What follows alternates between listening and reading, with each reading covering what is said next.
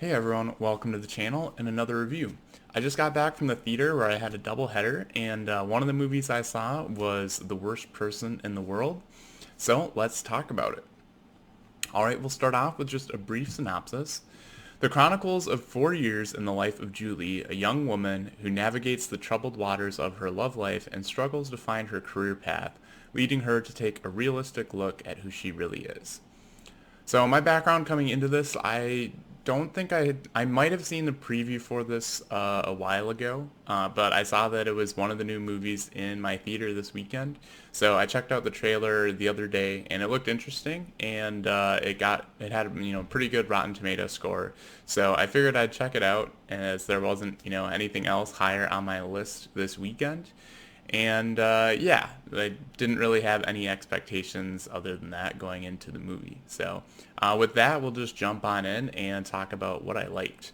And off the top, I'd say what I liked was, or kind of what stood out immediately in the movie was the cinematography. Even from the very first shot of the film, it's the cinematography throughout is very gorgeous, and the first shot is very beautiful. It's just basically a still scene, but it's overlooking a kind of waterfront. I believe it's in Oslo where it takes place, but just a really gorgeous scene, and that continued throughout the film. So I thought the cinematography was really well done. There was another shot about a third or half of the way through the film that I thought was just really cool to see. And there you have two characters. One is smoking, and she exhales and you can see the smoke, and the other person, he inhales, and just the seeing the smoke visually within that scene was really cool to see. I thought that was just a really cool shot. So yeah, cinematography was really good.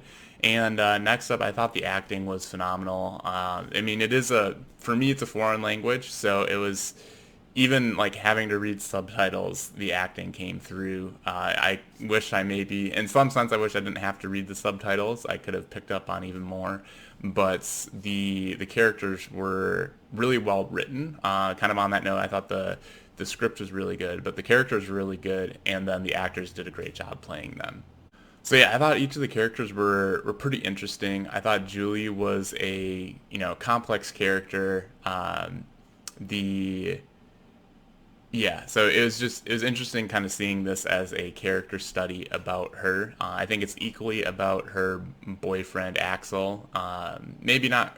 I think it's pretty close. It's very much about both of them and the type of people that they are. So I think it's just it's about them, and it's about life, and just a very raw and real movie, which it was a breath of fresh air from most of what we've gotten lately. It's usually a pretty slow start to the year with movies, and not a whole lot coming out in January and February.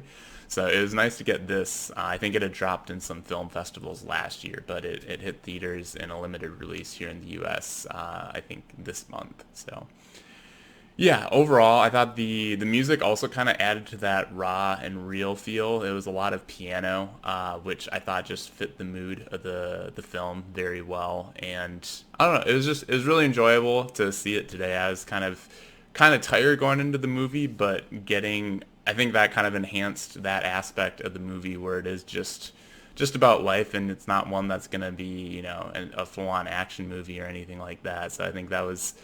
I thought it helped. In any case, being a little tired. The movie didn't put me to sleep at all, but just having like a little bit lower energy level was like just the right mood for this movie. And then I thought it was interesting kind of what the movie focuses on, and one of the main things that it highlights, I thought, was the kind of contrasting two relationships, and the looking at what makes each of them struggle. And in one case, what makes it struggle is that the two individuals don't really change. Like, they recognize that they're kind of different people and they might want different things, but they continue on and maybe kind of hope that the other will change a bit.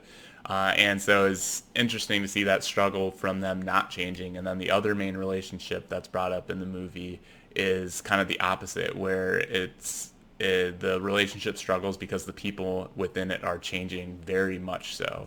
And so I thought that contrast was really well done and just interesting to see on screen and in the story. So that kind of sums up the various things that I liked about the film. I thought it was, yeah, just an interesting story and kind of character study. There weren't very many negatives. I think there's just a couple. The first was just, I don't know, I'm not big on drugs, and like whenever you have like kind of a trippy scene in a movie, it's usually not my favorite thing. So I'd say that was kind of the case in here. There's one scene where several characters take some shrooms, and it's just that one that I could have done without that scene, but that's just me. That's a minor nitpick. Wasn't bad. It just wasn't really for me. And then the other thing is the main character Julie. She, at one point in the film, this isn't really going into spoilers. It's kind of set up in the early part, but she's kind of becomes interested in another person that's not her boyfriend. His name's Ivan, and the I think I only kind of bought the attraction there about 50%. I thought they did enough for me to kind of suspend belief a bit, or like, yeah, I bought in about 50%. So I thought they could have done more to kind of sell that, at least what attracted them to each other. I think they do a little bit, but not quite enough for me. So that again was just a pretty minor nitpick. Yeah, so overall I thought it was a very good film and one that I'd highly recommend. It's no surprise that it's nominated for 2 Oscars. I think it got nominated for Best Original Screenplay, and it got nominated for the Best International Film. So that's yeah, no surprise there. I think it's overall a solid film. So that does it for my review for The Worst Person in the World. If you've been able to see the film, let me know what you thought of it down in the comments below. I'd love to hear your thoughts. Otherwise, if you've enjoyed this review, be sure to smash the like button and subscribe so you don't miss my next video. Alright, with that, thanks for watching, and we'll catch you in the next review.